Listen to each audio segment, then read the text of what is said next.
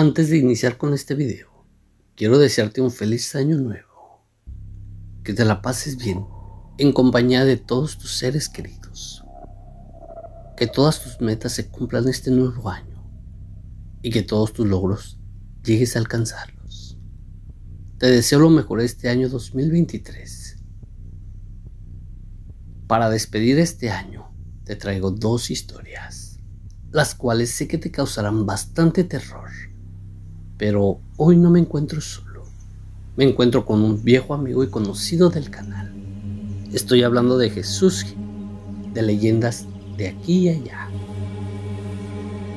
Él me acompañará a contarte una historia, la cual te causará bastante terror. Para despedir este 2022, te traigo estas historias. Así que te pido que desde este momento coloques tus audífonos, apagues la luz y prestes mucha atención, ya que estas historias te causarán un mórbido miedo.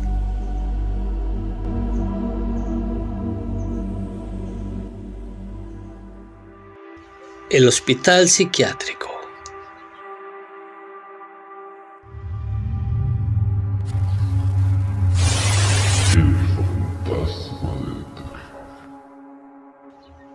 Oscar era un adolescente que disfrutaba tanto del cine como de las historias de terror y de fantasmas. Él y sus amigos solían visitar casas embrujadas acompañados de sus cámaras, sus celulares para captar psicofonías y un perro que era de Oscar. Ellos siempre grababan todas sus expediciones y las subían a su canal de YouTube. Un día, cuando se reunieron para preguntar de puerta en puerta, para tener alguna información de alguna casa abandonada, en el segundo intento se toparon con alguien que sí sabía sobre un lugar abandonado. El anciano, de al menos 80 años, les habló de un hospital psiquiátrico que había a unas calles del lugar. Les advirtió que tuvieran cuidado, puesto que dicho hospital llevaba abandonado casi 2 décadas. Nadie sabe qué pensaban ahí dentro, ni qué pasó con la gente de ahí, porque nunca más se volvió a ver a nadie salir ni entrar del lugar. ¿Quién sabe lo que pudiera pasar dentro?, continuó el anciano. Advirtió tanto del peligro de derrumbe como de cualquier persona con malas intenciones que pudiera haber ahí dentro. Por supuesto, esto no los detendría. Es más, eso les daba cada vez más ganas de ir. Los chicos, sin pensarlo 2 veces, fueron hasta el hospital, esperando a que fuese de noche, y con el equipo paranormal comenzaron su expedición. Llegaron a la puerta, una puerta grande y de madera muy sólida. Ni siquiera sabían cómo abrirla, hasta que Lucas, uno de los 3 chicos, se le ocurrió buscar una de las ventanas rotas, pues el recinto llevaba abandonado casi 2 décadas, y era bastante probable que una de las tantas ventanas estuviera abierta. Efectivamente, una de las ventanas estaba rota. Oscar tomó a su perro y lo metió dentro con cuidado. Luego entró él y los demás chicos. Ya adentro encendieron sus cámaras como era de costumbre, para grabar mientras caminaban por el recinto. Como ellos siempre grababan en casas y nunca en un recinto tan grande, decidieron separarse para poder grabar todo el lugar. Lucas, mientras hablaba a la cámara y contaba sus sensaciones, escuchó un ruido proveniente del segundo piso. Subió rápidamente y siguió hablando a la cámara y mirando lo que había provocado el ruido. Por otro lado, se encontraba Oscar, quien con su perrito fue a investigar el sótano. Todo era relativamente normal, en comparación a otras expediciones que habían hecho, hasta que un grito de Mario, el tercer chico, alarmó a Oscar y a Lucas.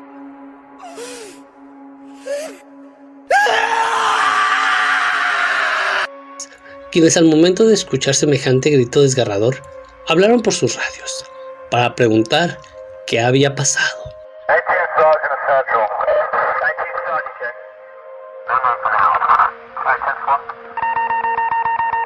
Mario, con una voz tenebrosa y al borde del llanto, contestó llenando de insultos a Oscar, acusándolo de haberlo asustado.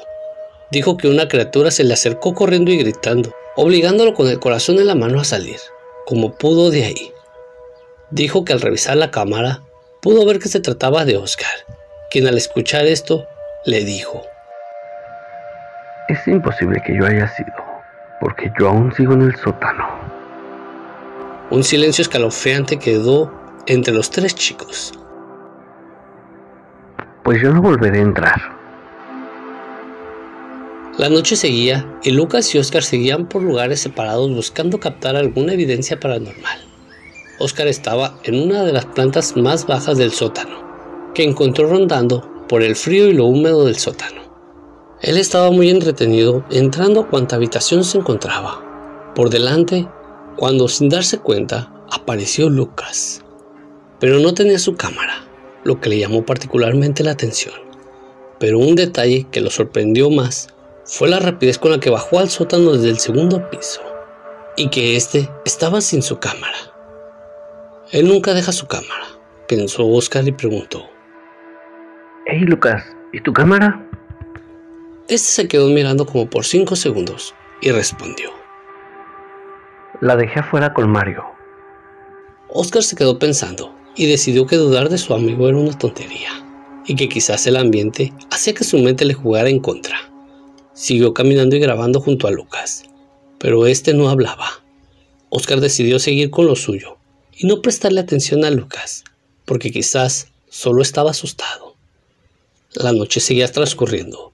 Oscar y Lucas habían subido de nuevo al segundo piso para terminar su expedición, cuando Lucas le dice: Oscar, cuando subí a grabar, vi un dormitorio lleno de sangre. Mejor vamos a grabar allá. Tendremos buenas tomas de este lugar.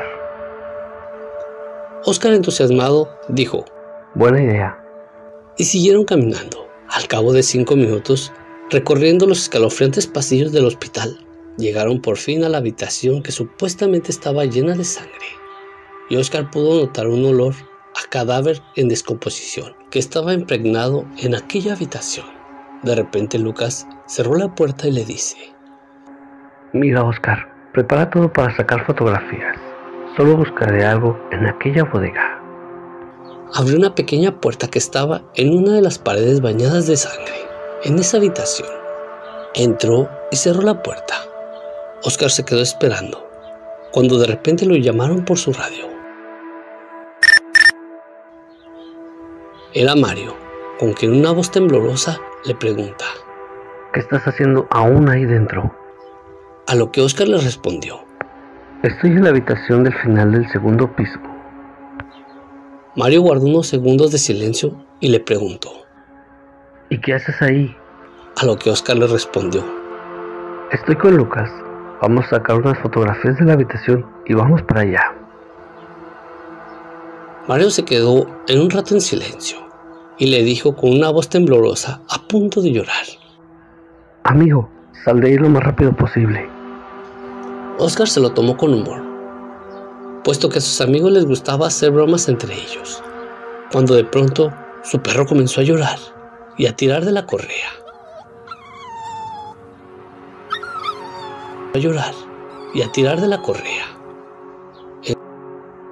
¿Por qué tendré que salir? Estamos bien Lucas y yo. Mario le respondió: Amigo, asómate por la ventana. Oscar se asomó por la ventana y quedó paralizado, viendo con terror a Mario. Estaba parado fuera con su amigo Lucas, moviendo la mano en señal de advertencia, mientras que Mario le decía por la radio: Amigo, tienes que salir de ahí cuanto antes. De pronto, la pequeña puerta donde había entrado esa cosa, que era igual a Lucas, comenzó a abrirse lentamente.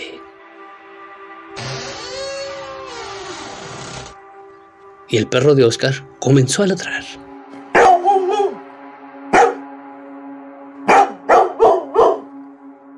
Una sensación de desesperación y terror recorría cada músculo de Oscar. Tomó con fuerza la correa de su perro, corrió hacia la puerta y salió corriendo mientras oía cómo aquella cosa venía atrás de él. Llegó a aquella ventana por la que habían entrado. Estaba sacando a su perro, cuando se dio cuenta que ese monstruo, o lo que fuese aquella cosa, había entrado en la habitación y se aproximaba hacia él. Oscar se asustó mucho y salió de un salto. comenzó a correr y a llorar cuando lo agarraron de los brazos. Eran Mario y Lucas, quienes lo abrazaron y lloraron con él. Y agradecieron que estuviera bien y pidiéndole que mantuviera la calma. Oscar estaba muy agitado, pero a la vez aliviado de haber podido salir de aquello con vida. Comenzaba a amanecer y los tres chicos decidieron unirse a sus casas. Aquellos chicos prometieron no hablar nunca más del tema y dejar de hacer expediciones paranormales.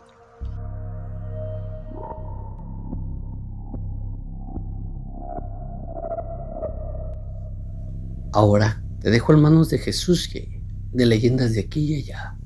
Te pido prestes mucha atención a su historia, porque es bastante aterradora. Bienvenido seas a Leyendas de Aquí y Allá. Mi nombre es Jesús G y espero y sientas el miedo hasta los huesos. El día de hoy te traigo este relato. La monja y el sacerdote. Una relación prohibida. Existía un monasterio apartado de la civilización, casi en medio del bosque, a unos kilómetros fuera de un poblado. Y era justo para que las monjas no tuvieran tentaciones de los placeres mundanos y carnales que se desarrollan en una gran urbe o en un gran poblado. Aquellas monjas tenían una vida regular, por decirlo, en cierta forma, haciendo labores cotidianas de cualquier monasterio.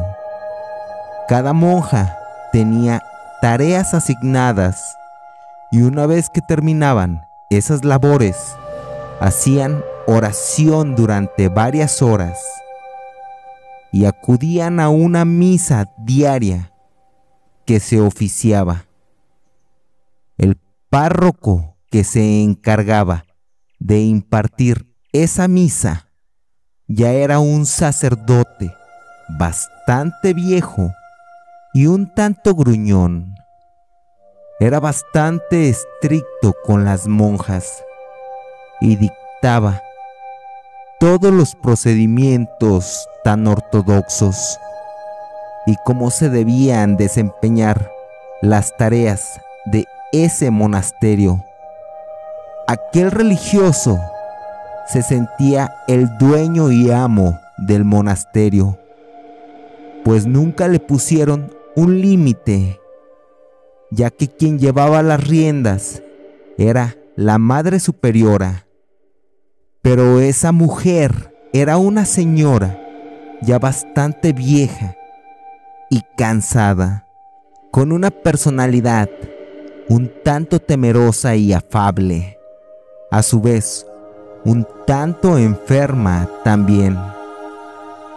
Era por eso que toda la autoridad la tenía ese padre, quien ponía castigos y penitencias excesivas a las monjas.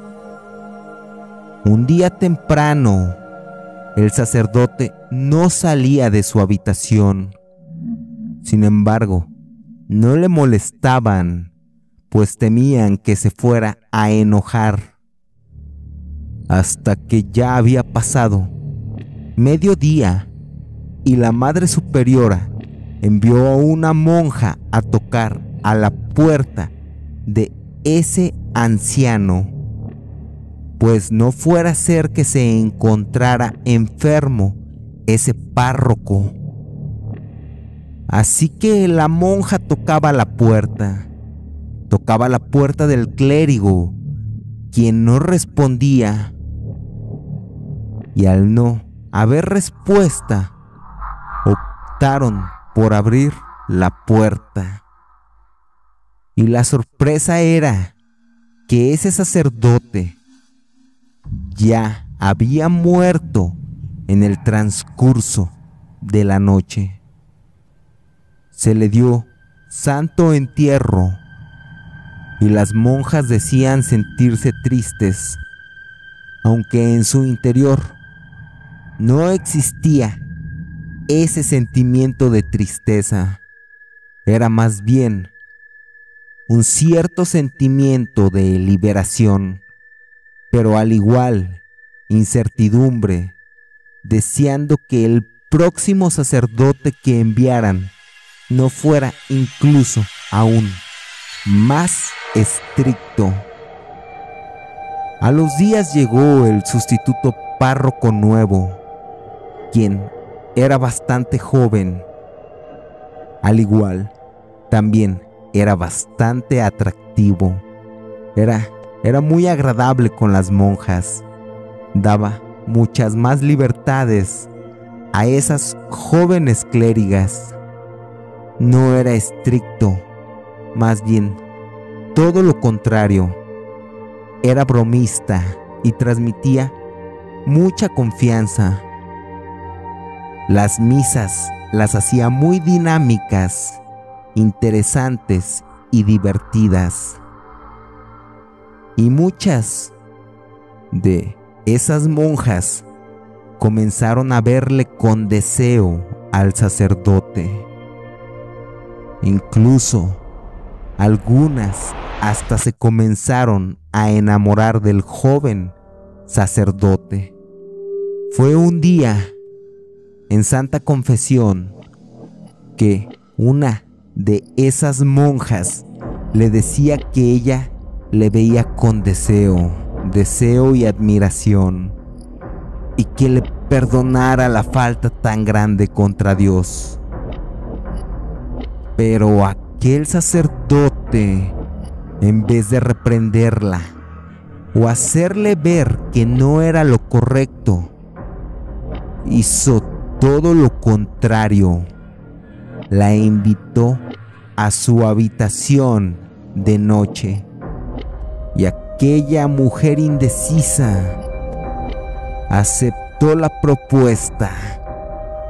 Esa noche, aquella monja y ese sacerdote tuvieron intimidad, y la monja solo al salir del cuarto del sacerdote, después de varias horas, salía con mucho sigilo para no ser vista por nadie.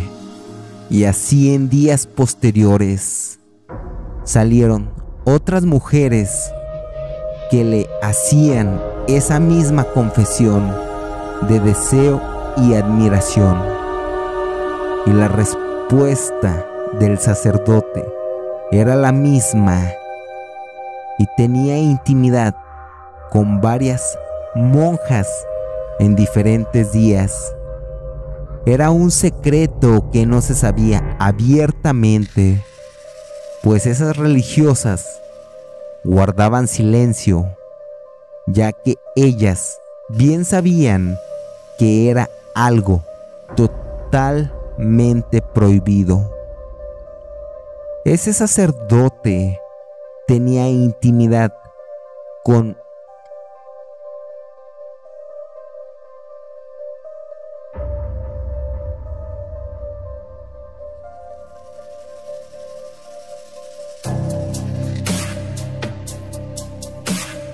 de que las monjas con quien mantenía relaciones no se dieran cuenta entre ellas mismas, ya que a cada una con las 5 monjas con quien tenía relaciones secretas les había engañado, diciéndoles que ellas eran el único amor de su vida. Un día, una joven de nombre María le dio la noticia a ese padre que al parecer estaba embarazada, cosa que molestó a ese sacerdote, puesto que no deseaba que su vida de lujuria se viera interrumpida, y claro está, mucho menos su reputación sacerdotal. Y recordó una confesión de un médico local, quien en santa confesión, aquel doctor le mencionaba que él hacía abortos en la clandestinidad. Era así que ese sacerdote, en la desesperación por no ser atrapado, logró convencer a María, esa monja quien le amaba a aquel padre. Era convencida en realizarse un aborto, aunque María realmente no deseaba eso, puesto que ella estaba consciente de que ese producto era una nueva posibilidad de engendrar una nueva vida, una personita hermosa que sería totalmente pura, al igual sería un designio de Dios. Y María le propuso al padre formar una vida como familia, desterrándose de ese religioso mundo, continuando adorando a Dios, pero ya no como monja y sacerdote, más bien como un matrimonio católico con la Eucaristía del matrimonio, cosa que rechazaba tajantemente ese clérigo. Así que solo María abortó esa pequeña esperanza de vida con aquel médico quien ese padre le había confesado con anterioridad. Solo llegaba el doctor a ese convento y a medianoche, mientras las monjas dormían, le hacían ese procedimiento siniestro a María. Posteriormente, enterraban ese feto en un amplio patio que era parte de ese recinto. María, solo esa noche, quedaba con el alma rota. A los días de haber ocurrido ese suceso, se escuchaba un llanto doloroso, un llanto de bebé, que muchas monjas decían escucharle, pero el sacerdote negaba escuchar ese sonido.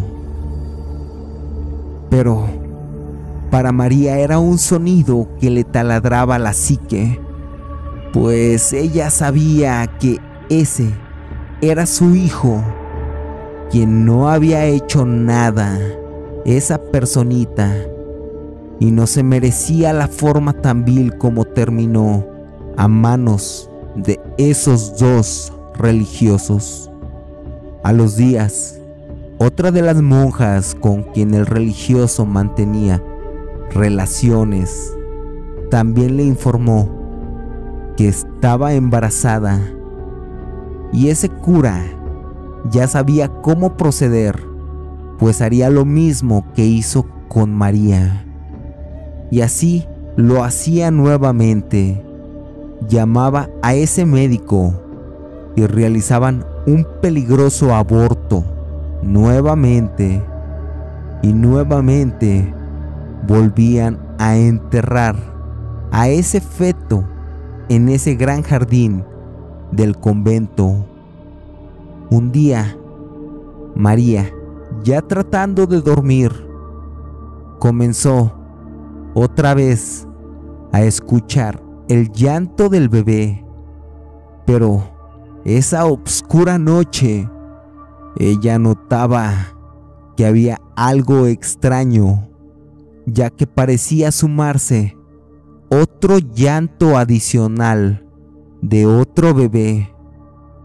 Esa religiosa creía que se estaba volviendo ya loca. La verdad es que aquel joven párroco había hecho su propio harem de mujeres jóvenes, aprovechando su estatus dentro del recinto y sabiendo cómo endulzarle el oído a aquellas mujeres jóvenes. Así que eran bastante frecuentes las relaciones cada noche. De igual manera, les tenía engañadas, pues cada monja creía que era la única con quien mantenía una relación secreta, de un amor verdadero, de un amor real. El tiempo corría y cada vez se hacía más recurrente la visita de ese médico, quien se escabullía de noche en el convento para hacer ese despiadado procedimiento médico. María, a los meses, solo percibía más llantos de bebés. Eran varios, no solo era un llanto. Eran tenues y no eran todas las noches. Curiosamente, sucedía solo las noches más oscuras y frías. Pero María, quien se preguntaba sin saber qué ocurría, a qué se debía eso, comenzó a salir de noche de su habitación, sin tratar de ser vista por nadie, ni hacer ningún ruido. María esa noche, fuera de su habitación, notaba un rechinido de una puerta abriéndose lentamente. Así que, caminando de puntitas, solo se desplazaba a ese pasillo de donde notó el ruido. Veía a una monja que salía y, para el asombro, decepción y tristeza de María, veía cómo esa otra monja se introducía en los aposentos del sacerdote. Era ahí cuando se daba cuenta que ese clérigo estaba haciendo lo mismo con otras monjas, lo mismo que había hecho con ella, y otros bebés estaban teniendo el mismo destino que su hijo, enterrados en aquel patio, sin haber pedido eso, sin haber pedido nacer, acabando con su vida con un trágico final. María sentía cómo se le rompió el corazón, ya que le había fallado a Dios. También le había fallado a su hijo, y todo por ese hombre despreciable, que era todo un monstruo, mismo que tenía un cementerio de pequeños fetos sin siquiera ser bautizados. Era por eso que María, al darse cuenta de lo sucedido y naciendo en ella una terrible sensación de odio hacia aquel sacerdote, ideaba un plan. Habría pasado un par de meses cuando, nuevamente, otra monja, quien era una nueva amante, entre comillas, y ella aún no había sido víctima de ese médico, le informó al sacerdote sobre un nuevo embarazo. El sacerdote le hablaba al médico y se pactaba el día para ese negligente procedimiento médico.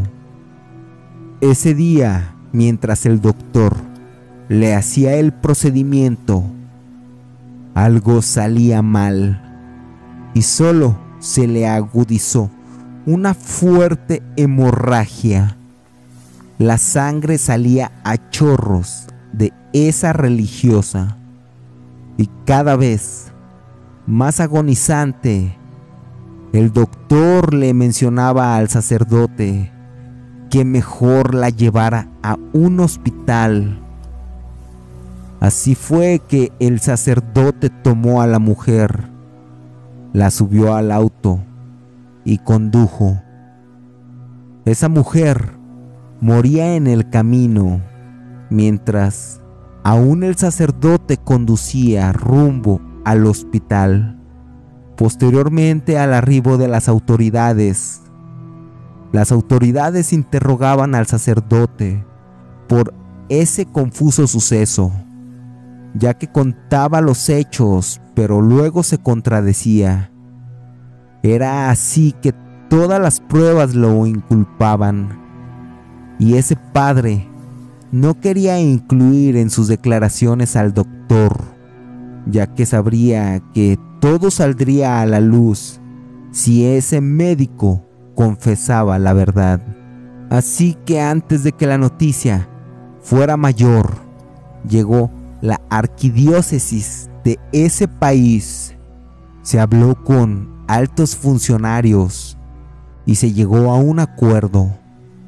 Esa noticia no saldría a la luz, ni tampoco se le inculparía por ningún cargo a ese sacerdote. Así que solo era absuelto, entre muchas llamadas, esa ajetreada madrugada. Y por la corrupción eclesiástica, solo se dictaminó que ese suceso simplemente había sido un accidente. Pero María, ese par de meses desde que ella descubrió lo que sucedía, se había pasado escribiendo hojas, cientos de hojas. Esa noche, antes de que ocurriera ese suceso, salió del convento sin ser vista y metía esas hojas por debajo de las puertas de las personas del poblado más cercano, que estaba a un par de kilómetros del convento. También pegaba esas hojas en lugares concurridos como plazas públicas, afuera del templo, en bancas de parques. María quería asegurarse de que cada poblador supiera lo que había hecho ese despreciable hombre. Así que esa noche, al difundir cientos, o tal vez mejor dicho, miles de cartas, con su puño y letra donde contaba los pecados suyos, pero también los del sacerdote, y todos los secretos de ese convento. Esa noche, misma noche en la cual había sucedido el trágico suceso de la monja quien perdió la vida, María, una vez que distribuía las cartas mientras la población aún dormía, y asegurándose de haber cumplido esa labor con eficacia, esa misma mañana optó por colgarse de un árbol de ese jardín en el cual se encontraba ese cementerio de fetos, y en su carta póstuma mencionó que ella se había suicidado a sabiendas de que los suicidas no van al cielo, pero también estaba consciente de que tampoco ella merecía el cielo, y se había quitado la vida para cuidar a todos esos angelitos víctimas de ese monstruo. Al día siguiente, cuando el sacerdote estaba ya en libertad, la población, muy enojada y muy temprano, se hacía presente afuera de ese convento. Y justo el sacerdote iba casi llegando, pero primero la gente entró y comenzó a escarbar el jardín, pues en las cartas que había escrito la monja pedía desenterrar a todos esos angelitos y darles santa sepultura. Al entrar la población y el resto de monjas extrañadas de lo que estaba ocurriendo, veían a María sin vida, colgando de la rama de un robusto árbol. La población comenzó a escarbar en ese jardín. Así fue que sacaron varias osamentas de huesos, pequeños esqueletos, apenas en formación. En eso iba llegando el automóvil del sacerdote, quien ya iba bastante regañado por una persona importante de la arquidiócesis, quien le mencionaba que recibiría un castigo ejemplar, creyendo que todo se había quedado en secreto para no manchar el nombre de la iglesia, sin saber que cuando iba entrando ese auto a aquel convento había una gran cantidad de gente recibiéndolos con piedras y palos. Ese auto salió de ese lugar pues querían linchar al sacerdote por haber regado el pecado y la deshonra en ese recinto santo. Posteriormente, la arquidiócesis no tuvo otra opción que cerrar ese lugar, trasladar a las monjas a otros conventos e intentar reconciliarse con la población, tratando de que ese suceso se olvidara, cosa que funcionó. A través de los años, aquel sacerdote, al ser un miembro incómodo, se le envió a un monasterio apartado con sacerdotes hombres, y su única función era servirle a sacerdotes viejos y enfermos, quienes necesitaban a alguien que estuviera al cuidado de ellos.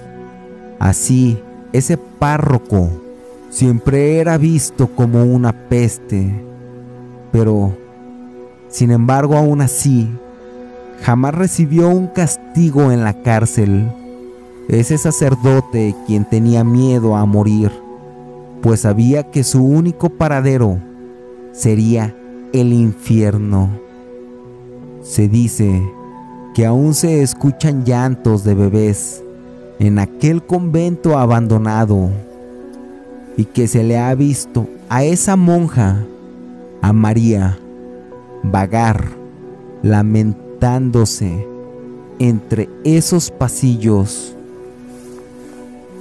Esta fue la leyenda que el día de hoy he traído para ti.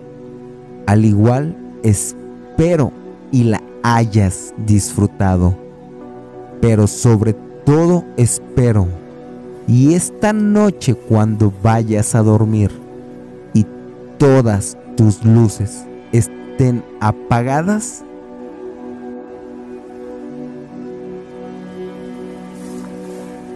esta ha sido la colaboración con mi amigo Jesús G, de Leyendas de Aquí y Allá.